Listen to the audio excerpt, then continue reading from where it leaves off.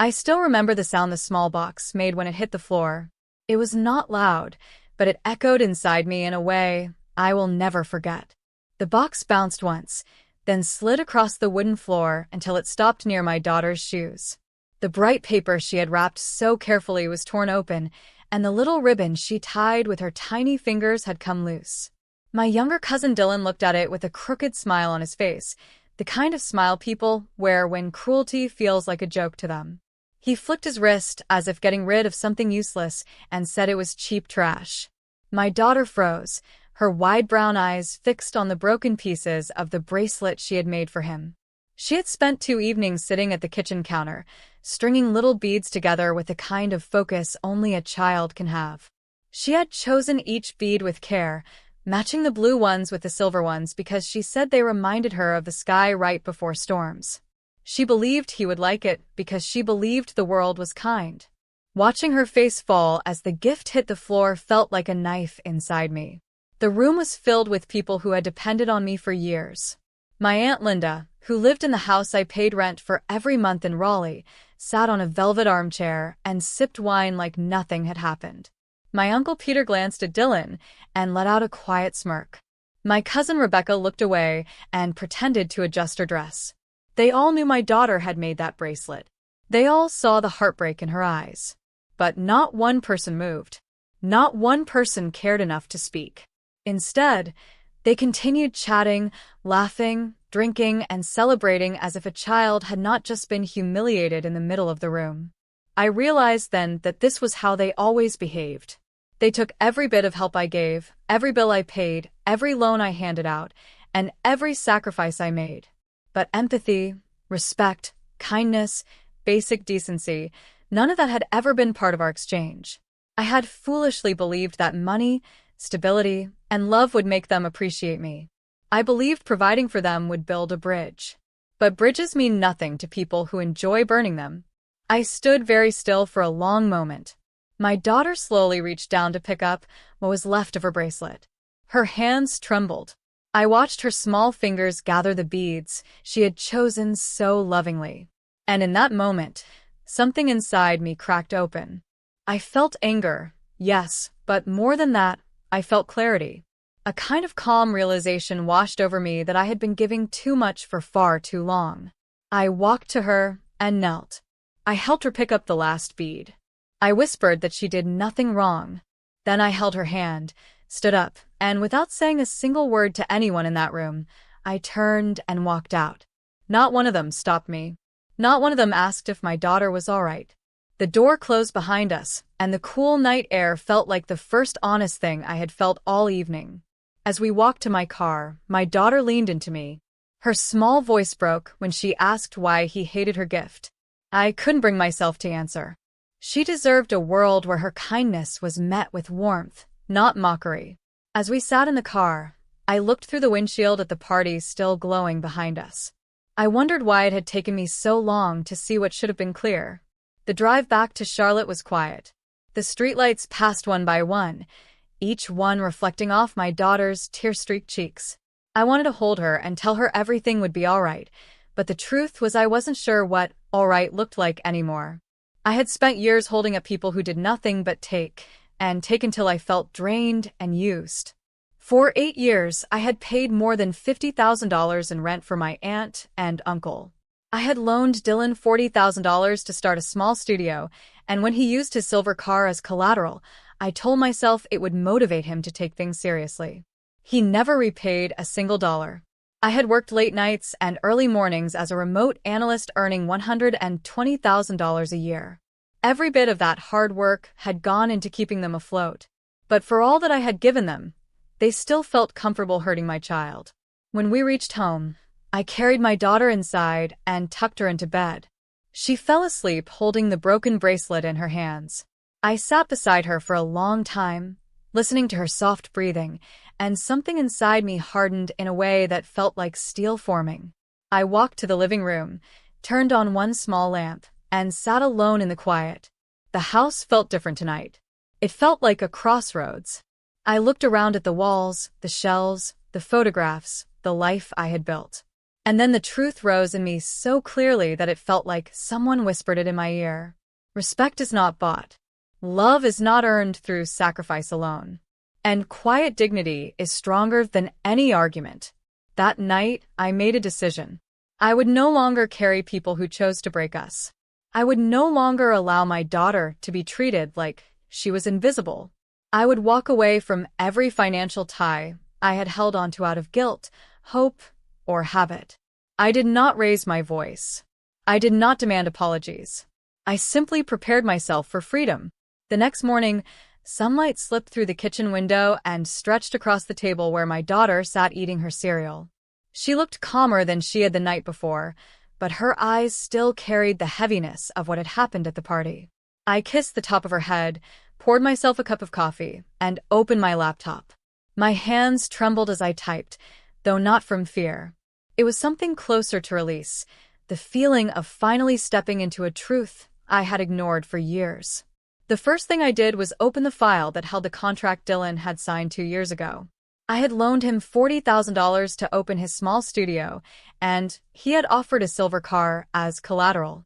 At the time, I told myself it was a safe choice and that he would repay me. He never did. He took the money and expected me to forget the debt. But that morning, I no longer cared about excuses. I no longer cared about guilt. I had a legal right to reclaim what was mine, and I would take it. I called the finance company and spoke with a calm, steady voice I hardly recognized as my own. I explained the situation, gave them the contract number, and asked for repossession to be scheduled. The officer on the other end confirmed everything in less than 15 minutes. By noon, the car was gone from his driveway. My phone lit up with message after message from him, each one more frantic than the last. I didn't open a single one.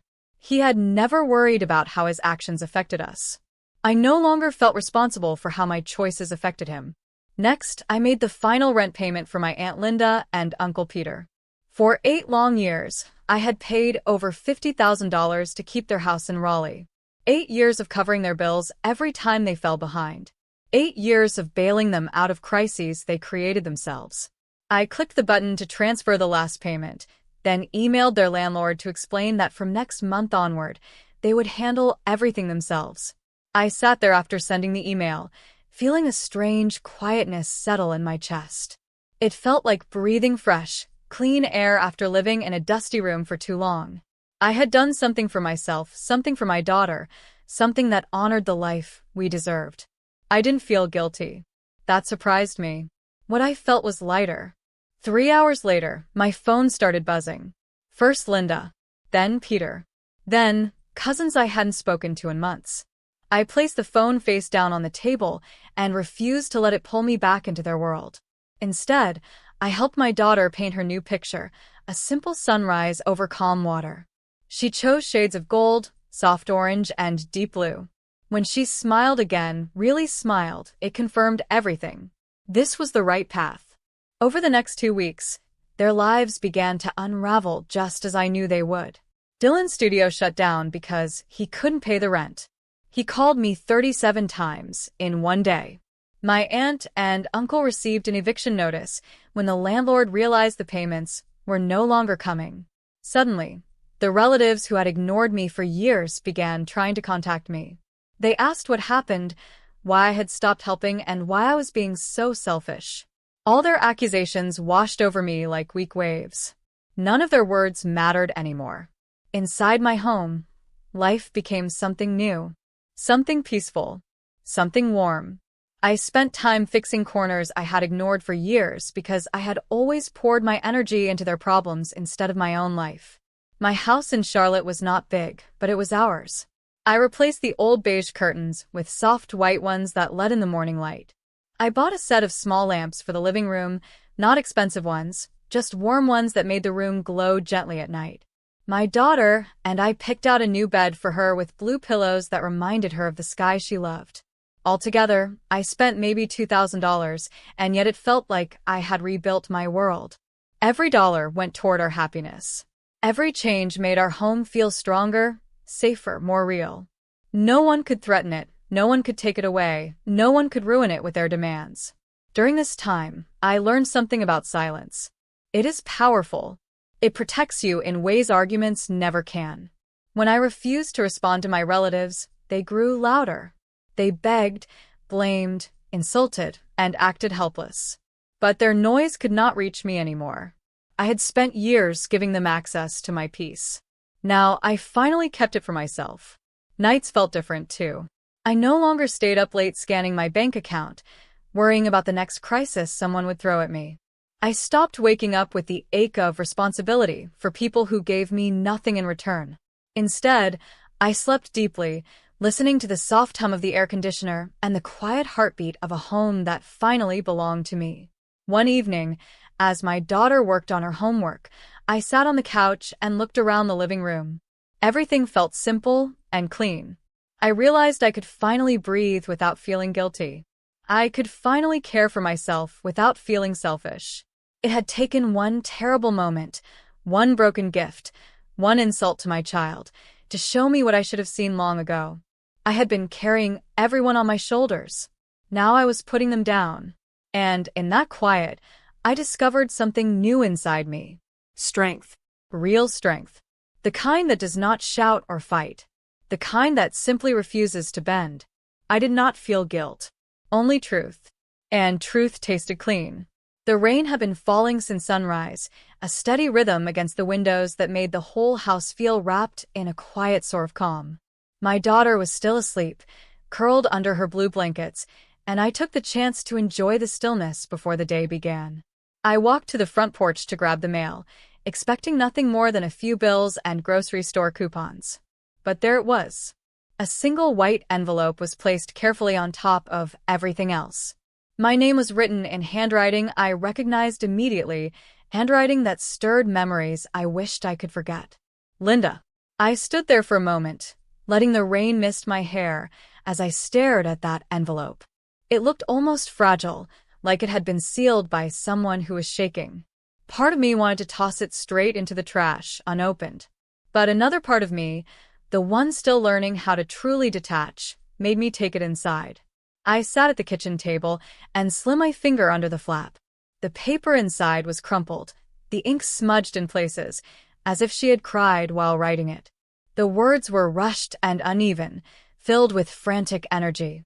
She wrote about the eviction notice they had received last week, how the landlord was demanding full payment within 10 days.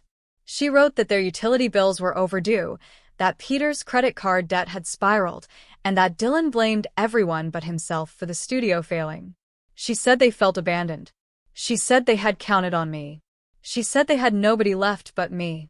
Then came the line I knew was coming. She asked if I could help them just one more time.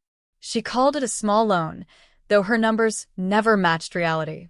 She promised they would pay me back, even though they had never kept that promise before.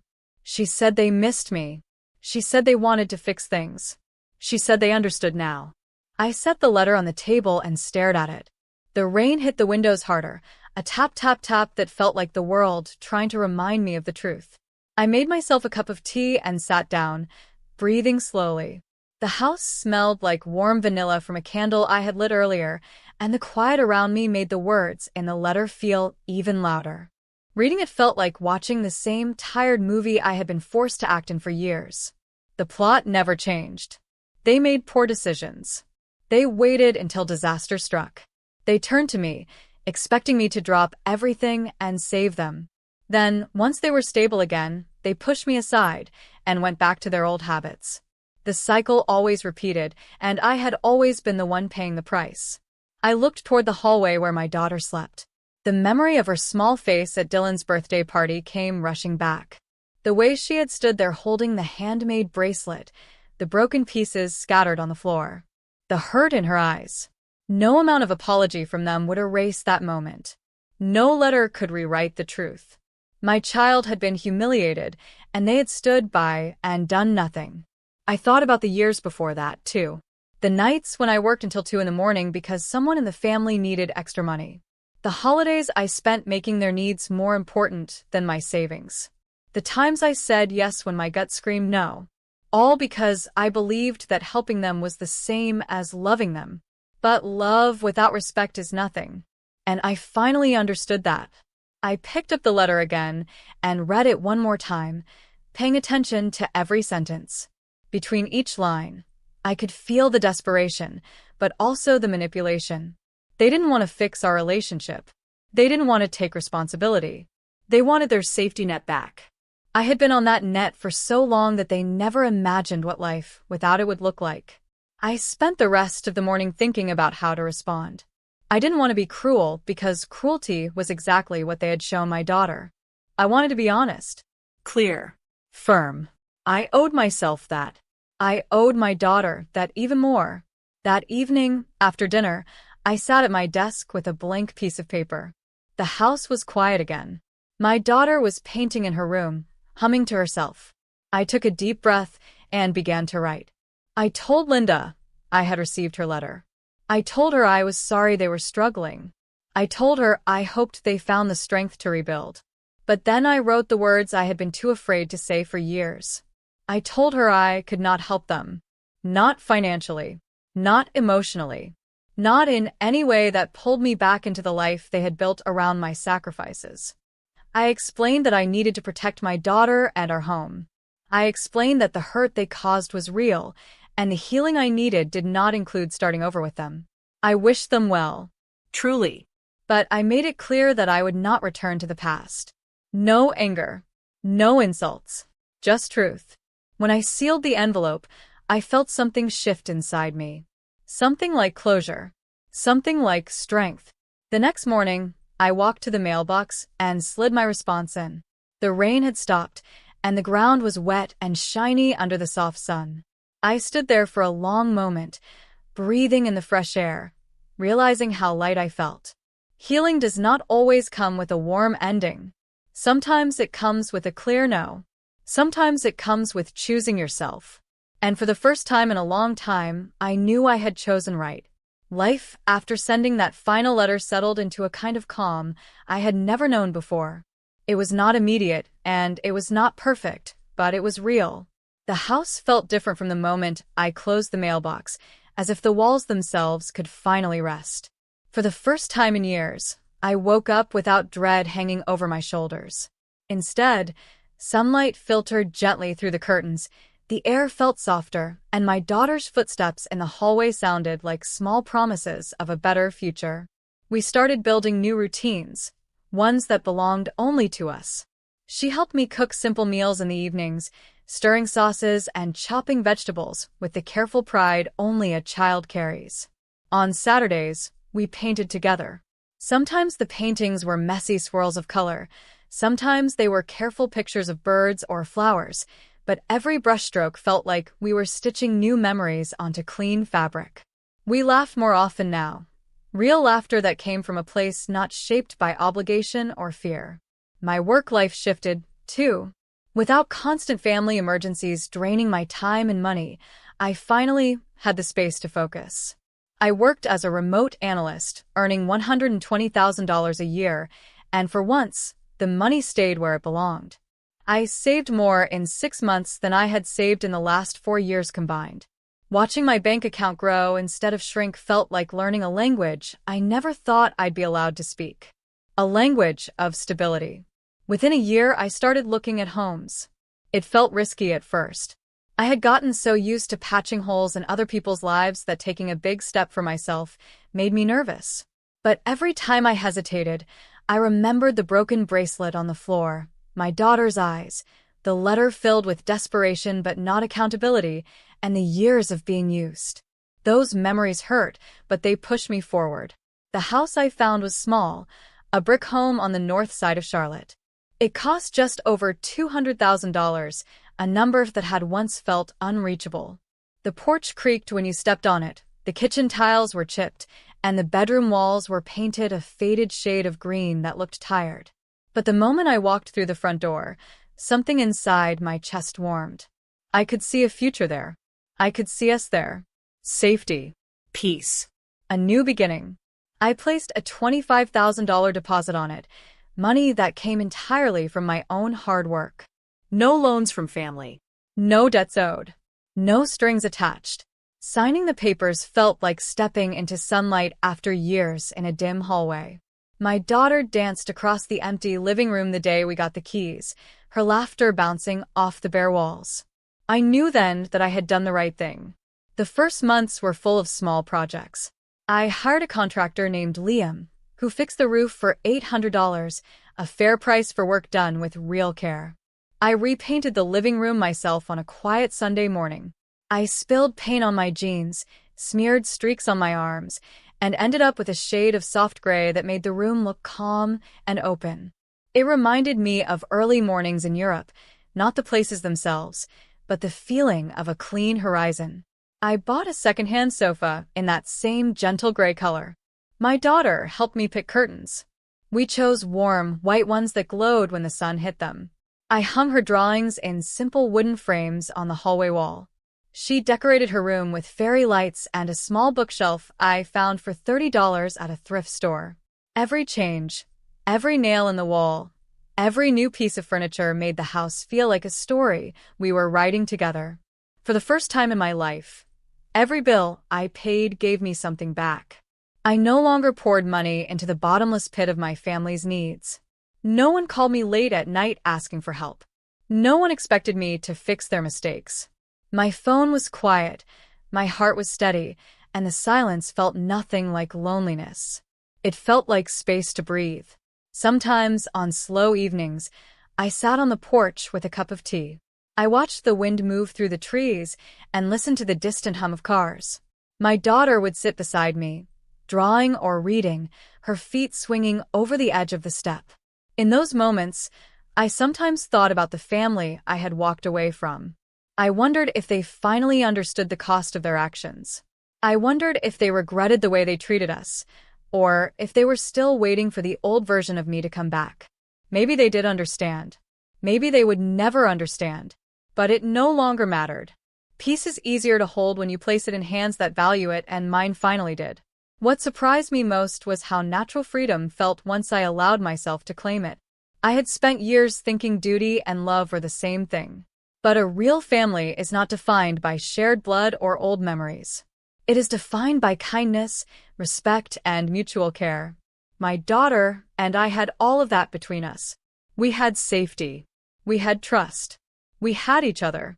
One evening, as we watched the sun set from the porch, my daughter leaned her head on my shoulder and said she felt safe here. Her voice was soft, but the meaning hit me deeply. I wrapped my arm around her and realized that this house, this peace, this new life, was the ending I had been searching for. My story did not end with forgiveness or reunion. It ended with freedom. And freedom, I learned, is its own kind of home.